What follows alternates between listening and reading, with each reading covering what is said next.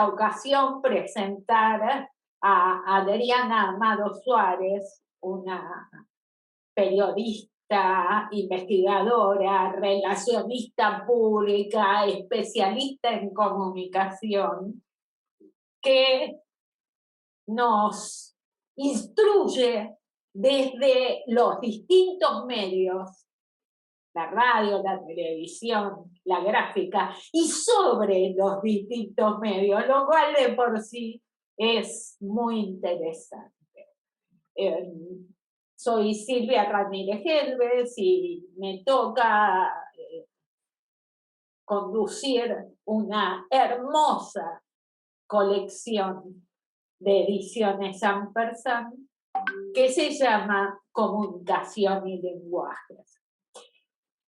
En esta oportunidad quiero, además de presentar a Adriana, hacerle algunas preguntas acerca de qué está pasando con la comunicación en la actualidad. ¿Cómo estás, Adri?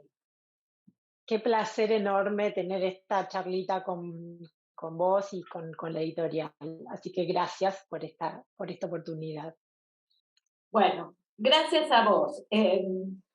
La primera pregunta que se me ocurre hacerte es, vos hablás en algún lugar de comunicación local a escala global Ujú. y también hablas de cierto provincialismo en la comunicación pública de nuestro país.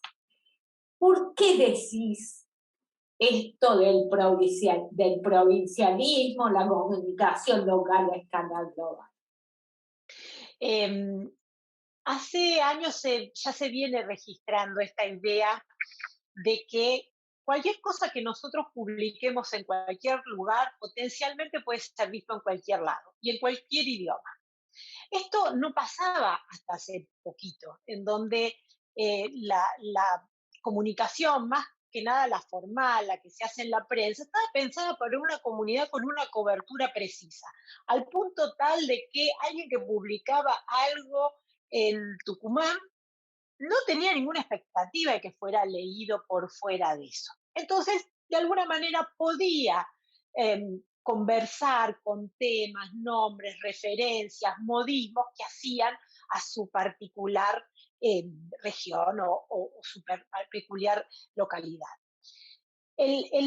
La participación ya activa y extendida en redes sociales hace que un tuit de cualquier persona tenga repercusión global. Y a veces también depende de la oportunidad, porque vos podés publicar un tuit y en ese momento ser parte de alguna cuestión, ¿no? Una catástrofe, un evento importante, entonces alguien que era anodino para la opinión pública de pronto se vuelve un protagonista de manera muy rápida, ¿no? Al punto tal de que eh, uno siempre tiene que andar pensando si ese será su último tuit, porque si te pasa algo y después la prensa toma eso, uno puede pasar ciertas incomodidades, ¿no?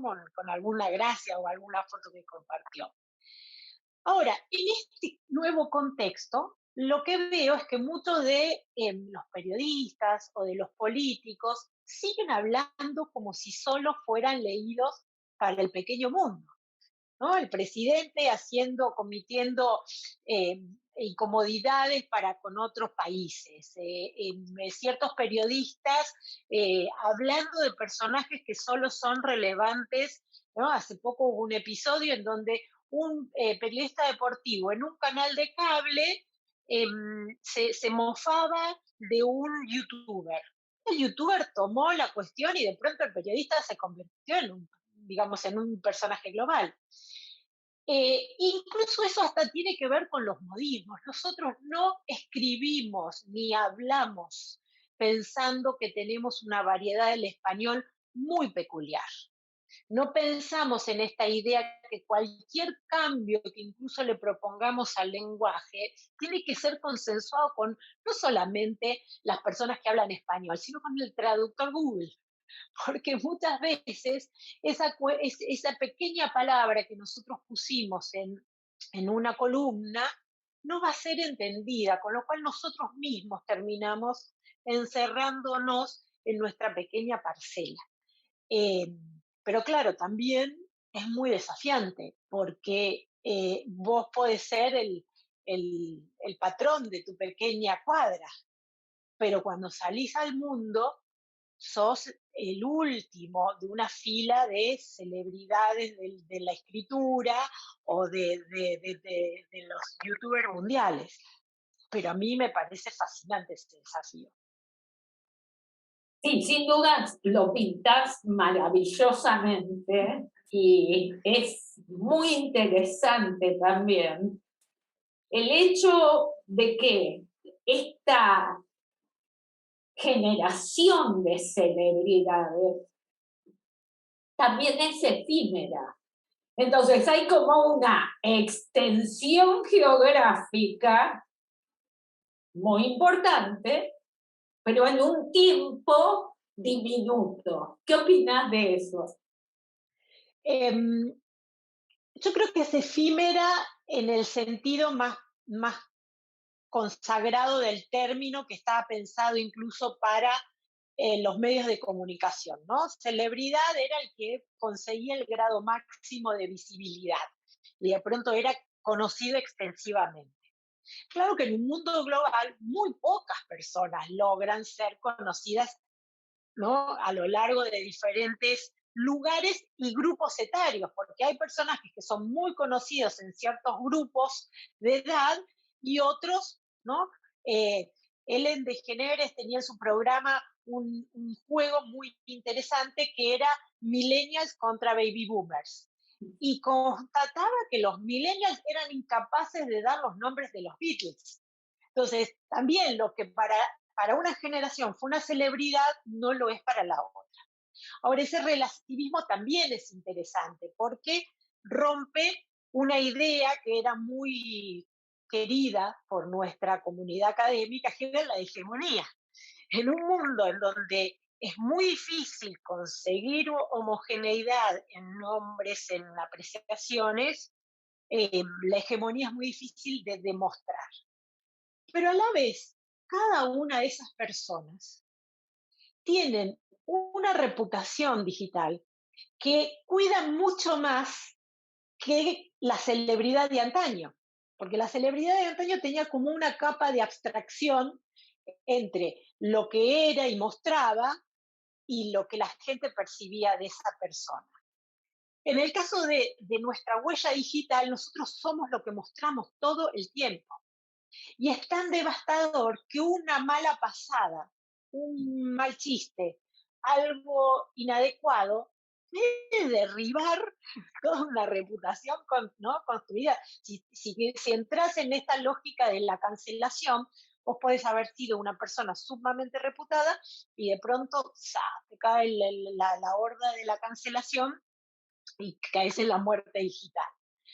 Eh, entonces, esta celebridad del mundo globalizado y digitalizado es muy diferente porque es muy fragmentada y a la vez es muy intensa, ¿no? En el sentido que no hay posibilidad de un paso en falso. El otro día escuchando una reflexión acerca de un influencer que tiene muchísimo éxito recolectando fondos desde su cuenta, alguien preguntaba, pero bueno, ¿cómo es que junta tanto dinero, ¿no? Con causas y la gente confía en él? Y alguien dijo, porque cualquier sospecha, él desaparece de las redes. O sea, cualquier jugada que lo comprometa, puede ser su muerte digital. Entonces, creo que también es mucho más tensionante que aquella celebridad que tenía jefes de prensa, toda una parafernalia, ¿no? De comunicación, que en el caso de dar un paso en falso tenía una red de contención. Estamos en un mundo en donde no es tal red. Es muy interesante lo que decís. Por un lado, porque esta noción de la reputación que se sostiene constantemente como buena reputación y se puede destruir en un instante por un paso en falso, es algo que consideraban históricamente las empresas. Ujú. Vos estás marcando que ahora cada quien es su propia empresa, lo cual implica un trabajo realmente ciclópeo, ¿no? Detrás de todas estas construcciones mediáticas. Entonces, como especialista que sos, como mujer que se interesa por tantos temas y que doy fe, toca todos esos temas bien, te Gracias. pregunto, no, pero es cierto, y la gente que está viendo esto también lo sabe, te pregunto, ¿cómo crees que debería ser una comunicación pública eficaz? Em, Gracias sobre todo por tus conceptos, y creo que vos has llegado al punto, al meollo del asunto. Digamos, en el sistema anterior de comunicación había como dos capas mínimamente, que era, ¿no?, el ser y el parecer, para decirlo en términos de Maquiavelo, ¿no? Entonces, la recomendación del príncipe, mejor dicho, de Maquiavelo al príncipe, era: no alcanza con ser, tenés que parecerlo, ¿no? Entonces, ahí se agregaba la capa de comunicación que le permitía transmitir a su comunidad esa identidad. En el siglo XX, esas capas se separaron. O sea, alguien creyó que se podía parecer sin serlo, ¿no? Y de hecho, la máxima maquiavélica para muchos consultores consiste en: yo te hago, ¿no?, una campaña que te voy a hacer alto, rubio, de ojos celestes si no lo sos, o a la inversa si querés convertirte en alguien moreno y musculoso. No sé, es decir, yo te voy a convertir en lo que no sos porque voy a hacer una campaña de prensa o de publicidad o de una campaña política. Esto que te decía de que digamos que las redes se convirtieron de alguna manera en transparente, contrariamente a a lo que acusan aquellos que vienen del mundo de las apariencias, porque no es casual que sean los teóricos del mundo de las apariencias los que más critican las apariencias de Instagram. Pero eso es no entender el juego que se juega en las redes sociales, ¿no? Las cuentas que trabajan con apariencia son detectadas como aparentes, y por cada cuenta en apariencia hay un montón de cuentas con muchísimo éxito que tienen que ver con: yo soy lo que soy. Y de hecho, cualquier persona del mundo políticamente correcto que entre al mundo de YouTube van a ver que ahí hay sexismo, racismo, formas ordinarias de expresarse, y no pasa nada. O sea, es justamente la desaparición de todas esas formalidades que tenía el mundo de las apariencias. Incluso esta misma, no, cuando salgo a la noche en la televisión me ponen una luz me, me salgo diosa. Claro, después la gente me reconoce por el pelo y me dice: vos sos la misma de la televisión, y tengo que pedir disculpas. Digo: sí, discúlpeme señora, en la verdulería tengo otra cara. No es así, Eh, no es así. Sos pero, artista en presencia, no vamos en televisión. No es así. gracias. Pero convengamos que esta precariedad de los Zooms, ¿no? Que a veces uno le deforma la toma, y que uno aparece, a veces tiene que encender una videocámara habiéndose levantado recién de una siesta. O sea, de pronto nos muestra sin filtro, por más que tenga la posibilidad de hacerlo. Poner el filtro es un trabajo. Aquellos que se editan en Instagram saben lo agotador que es editar todas las fotos, producirse perfecto. Entonces resulta que los que tienen más popularidad son los que hacen en una especie de reality de su vida, salen mal, suelen mostrarse desalineados, suelen mostrar los peores rincones de la casa. Si uno ve la estética de los principales Twitchers o YouTubers, van a ver que lo hacen en una habitación, digo, sin ese cuidado de la apariencia que tenía el mundo anterior. Entonces, para volver ¿no? a lo de la reputación, uno se vuelve, digamos, aquello que tenía que ver con la proyección de imagen, hoy se transforma en el valor de la transparencia. Cuanto más transparente, sos más creíble. Entonces pasamos del reino de la imagen y la reputación al reino de la transparencia y la confianza. Hoy las empresas luchan por convertirse en personajes confiables. Hoy la política está derribada porque sabe que no vas a recuperar la confianza. O sea, ya son enfermos terminales de confianza. Y de hecho es que aparece esta reinvención de nuevas formas de políticas, de personajes que no parecen de la política y que son exitosos justamente porque logran tener esta transparencia. Uno se pregunta, ¿por qué estos políticos desalineados, mal hablados, impresentables en la norma, ¿no? En nuestro paradigma anterior, ganan elecciones? Una explicación es porque son transparentes. La gente obtiene lo que ve. Y en un mundo lleno de desilusiones, ir con alguien que no te genera ninguna expectativa es tranquilizador. Sí, ahora, ¿no crees que se corre el riesgo de que la nueva ficción sea aparecer desalineada, con la cama desordenada y en el dormitorio, construyendo una nueva ficción de identidad?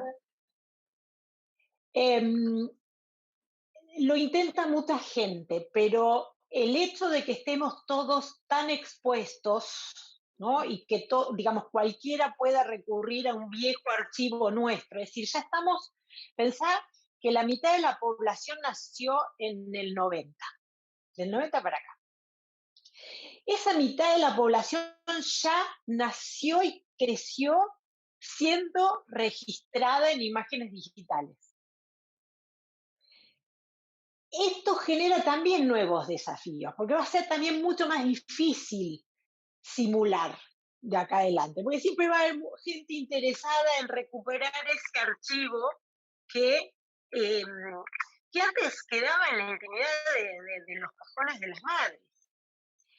Eso también implica muchísimos desafíos, porque estos padres que han fotografiado intensivamente a sus hijos también los exponen hacia el futuro. Yo creo que va a haber toda una rama de la psicología dedicada a analizar los problemas de la digitalización de los padres, ¿no? Yo me imagino simposios diciendo fui el avatar de mi madre, ¿no? Entonces aquella persona que de chico en Pompis era la foto de perfil de mi mamá en las redes sociales. Digo, eso no puede ser inocuo en la vida de una persona. Y de hecho uno lo ve reiteradamente. Entonces también creo que la simulación, si existe, se sofistica demasiado. Por eso siempre fui una optimista con relación al fenómeno de la desinformación. Y el devenir de la desinformación me fue dando la razón, que cada vez se acorta más el tiempo en que puede subsistir una fake news, porque siempre hay alguien interesado en que eso se pare, ¿no? Entonces, si uno empieza a cronometrar los tiempos de duración de las fake news, va a ver que cada vez son más cortos. Existen, obviamente, y como te decía, cada vez más sofisticada, ¿no? Con deepfakes y con todas esas cuestiones, pero claro, también es cada vez más caro, ¿no? Bueno, lo que acabas de decir me acerca a mi última pregunta, porque yo iba a recordar acá, y recuerdo que Paula Sibilia en 2008, con un texto relativamente célebre, o por lo menos célebre en este ambiente, habló de la intimidad como espectáculo y vos hablaste de la comunicación pública como espectáculo. Sí. ¿Podrías Eh, profundizar en ese concepto? Sí. bueno, es interesante que cites el 2008. El 2008 fue un año de quiebre para los que empezamos a seguir estas cuestiones. Por eso también puede pasar que en ese momento se abriera parte de este nuevo paradigma. Por empezar, a partir del 2008 empezaron a construirse las mensajerías como forma de comunicación. Y en apenas 6 años se convirtieron en la mediatización más popular, incluso mucho más que las plataformas. Y hay más gente hoy usando mensajerías de punto a punto que usando cualquiera de las plataformas que tan famosas como Facebook, o Twitter, o Instagram, o lo que sea. Entonces, la idea del espectáculo necesita una audiencia. Y una audiencia es, por definición, un conjunto indeterminado de personas que no tienen contacto entre sí. ¿Qué pasa con el espectáculo cuando las personas tienen contacto entre sí, aunque no compartan un lugar o un tiempo?